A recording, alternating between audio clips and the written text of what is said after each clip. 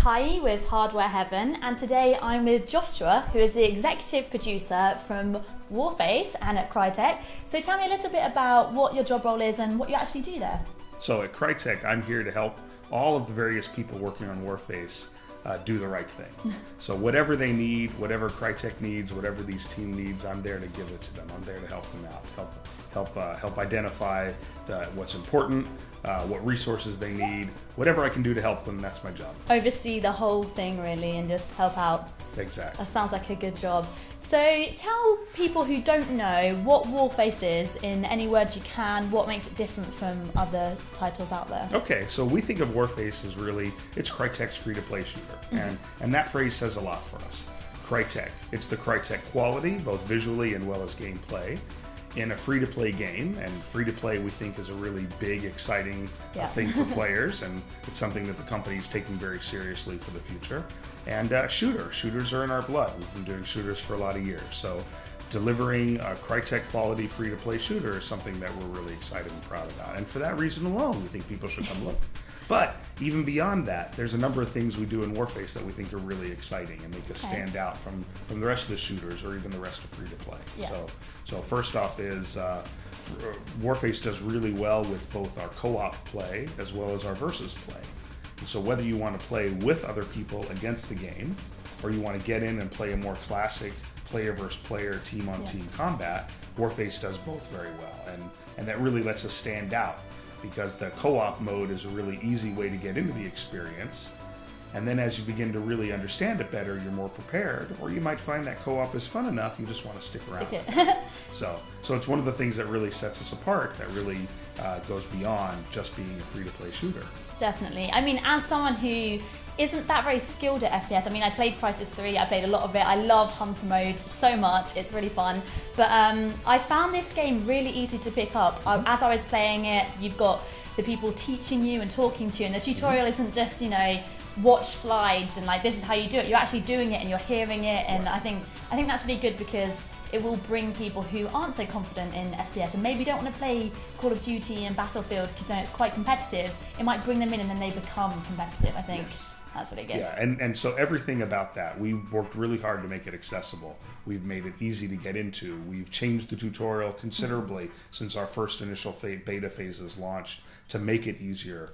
The co-op mode is a great way to get in and play with other people, not feeling like you're being threatened by them all the time. So not gonna shout at you. That's right. So there's a lot of things we've done very on purpose to make it easy for first-time players. Awesome. So as you mentioned before, it's been in a closed beta for quite a while in various countries all around the world, and it's going to go into open beta very soon. Is that right?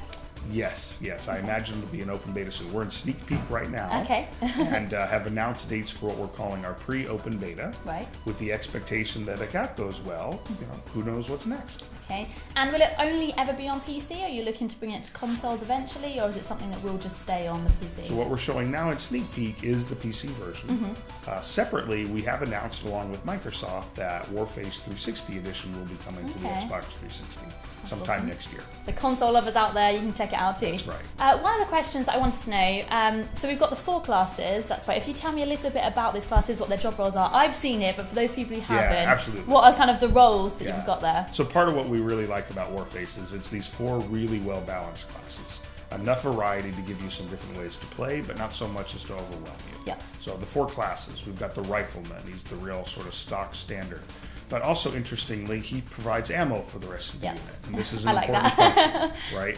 And then there's the medic, who, as you might imagine, helps others by healing them. And that's an important function. He's also a great short-range attack. Has a shotgun. Exactly. I like that. Very deadly there. And then the engineer. And the engineer provides armor healing for the rest of the team. So these 3 characters interact with the rest of the squad mates, providing what they need. You don't have to do these, but if you understand them and you do them well, you're helping your squad survive a whole lot more effectively. Rather than just like kind of res people because they're down all the time, to actually prevent it. And then of course there's the sniper, and while he doesn't have a specific ability other than being a sniper, he's a really important part of that team. So we see squads come in of various mixes, taking on the player versus environment modes, the co-op modes, or in the versus modes. And it's nice to see that players play between these different classes in nice proportion.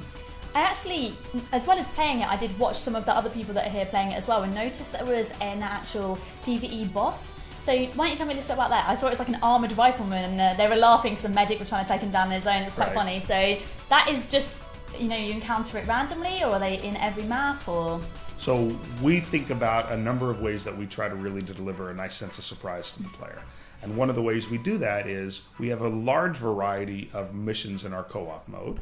And as a player, you could play for weeks and still be seeing things and settings and environments that you hadn't seen before. And one of the things that you'll see that might surprise you is as you get beyond the first couple of initiation missions, you're going to start running into the bosses. And the bosses will be found in various plays through the level. Sometimes they're between levels, sometimes they're in the middle of levels. There's different bosses to encounter, each that you and your team are going to have to find different ways to destroy. And I really like the moments of a group coming into a match and seeing a boss they hadn't seen before. Or finally being able to defeat that boss that they've seen several times but couldn't figure out before.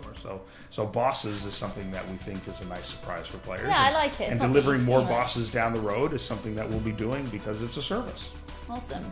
So you mentioned it's free to play and that's something you're really proud of. How exactly are you guys going to be making money? Is there things that as players we can buy to help us in game, or you're trying to avoid pay to win? You want it to be an actual fun we think game? we think Crytek says you deliver a great game and people are going to want to find a way to pay. So it's our job to really give the players a lot of different options. There's a lot of different variety in what you can pay for. You can pay for convenience, you can pay for some vanity, you can pay for a certain style of play that's a little bit different. So by giving players different things to pay for, we're not forcing them down one avenue. We're not saying you have to buy the box or you have to pay the subscription. If you want to look this way, then you can buy it. That's right. So we give you some options, but we feel very strongly that it's important that there's a level of fairness that the game has. And that Crytek is going to stand for high quality visuals and gameplay, but also really good fair play. And to do that, we've made sure that you can play the entirety of the game without spending $1. Awesome. That's important. And then on top of that, I think we've even gone further into something that I think you're going to see show up in other games in the industry because it's such a great idea. And it is what we call our crowns. Okay. Crowns are the premium currency that you can't pay for. You only get them by being a very high skilled player. So instead of knowing that guy killed you because he spent €1,000 on the game, you're going to know that guy killed you because he was the top of the leaderboards and used the crowns he got accordingly to buy cool equipment. So you're not going to feel so bad about it. You're going to be like, oh, he was actually really good. Exactly. And we think that that's really in the spirit of the game, as opposed to environments where the more cash you play, the better you get. That's not really the way we wanted it to be. So we've done a bunch of things to make it fair, to give you options, and then to top it all off, you've got the crown system, which is really about reinforcing high quality play is the best way to move forward in the game. Awesome, that's good to know. So you mentioned also that there was challenges, and we'll see 5 different ones each day. What kind of challenges can people expect to see? Different kinds of modes or things that they should do? So every time you come into the game and play co-op, you're going to be presented today with 5 different things you can do. 2 of them right now are initiation runs, which are good warm-up runs for new players. Then there's the regular, the skilled, and the hardcore. And eventually you'll be unlocking them and they'll all be available to you. And amongst them, you'll see, frankly, a pretty wide variety of mission types. Initiations always tend to be fairly straightforward missions without bosses. That's why they're good warm-ups. Yeah, they're fun though. Exactly. They're quite fast-paced and you keep going. And a typical play pattern we see is even an experienced group will get in and they'll play an initiation run or 2 as a way to sort of warm up. Yeah. But then they dive into the more difficult missions. Yeah. And those can vary pretty dramatically from more where getting from point A to point B is the goal. Some missions are that they're the missions where you're on a boat and you're being taken through an area and you've got to survive until you get to the next leg. Okay. There's a mission where you're escorting a tank through hostile territory. There are mission types where you've crashed and you've got to survive waves of enemies coming at you. Okay. And what we think is really cool is that as a player, you're going to come back and you're going to come back tomorrow and it's going to be a different mix. Yeah. And you're going to come back next week and it's going to be a different mix. And you never know exactly what you're going to get, but it's going to be a huge amount of variety. You can play for weeks at a time and never see the same combinations of missions. That's awesome. It's good to know. So just my final question there, are we going to see any modes from other games brought back in? Like I mentioned earlier, I love Hunter mode. Would we ever see something like that in Warface? Because people love those kind of generic FPS modes. Have you got like, capture the flag, things like that? Yeah. Are you going to bring that? Well, and we do. In our versus mode, we do have a number of modes that players would find very familiar, like Capture the Flag, like Team Deathmatch. And in fact, in the sneak peek setting right now, we're introducing a new mode called Storm, which is another area capture sort of mode. And I definitely admit that there will be more of those in the future. Yeah. I think, we're always trying to find a way to deliver a Warface experience and not just something Oh yeah, else. obviously you want to make it unique to the game. But yeah, there are definitely things that players enjoy and like, and our designers love the challenge of finding a way to deliver that inside the Warface world. Awesome. Well, thank you so much for bringing me here today and talking to me. Thanks. Bye. Glad for being here. Thanks. Bye-bye.